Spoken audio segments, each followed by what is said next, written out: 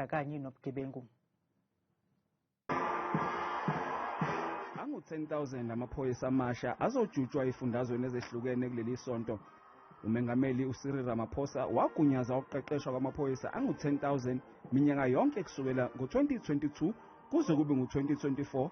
Ungqongqoshe uBheki Cele ubaxwayise ngey'nswelaboya ezizozama ukubayengela ebugebengwini ngenhloso yokubasebenzisa. Those that are gangsters, some of you grew together with them. They're waiting to absorb you, and that tell them that you are something new now. You don't belong to them. You are a national asset now. You belong to the nation. Ucele uthi leli thuba balitholile kumele baliphathise kwezikhali zamantungwa ukuze nomphakathi abawuvikelayo uyiqhenye ngabo. This is service. This is service. If you want job, go to Coca-Cola. If you want job, go to Toyota.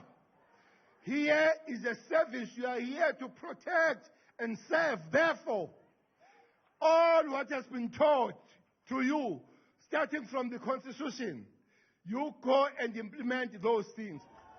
Kusenjalo ukhomishana amaphoyisa kwaZulu-Natal uLieutenant General Nhlanhla Mkhwanazi wethula amaphoyisa amasha angu-179 esifundazweni. We would like to make an appeal to different races of our society, white, colored, and Indian, to also heed the call to take an opportunity within the South African Police Service so that they too can serve their country with respect and dignity. Kulindeleke ukuthi umengameli uCyril Ramaphosa ethule ithimba lase Northern Cape eKimberley kusasa.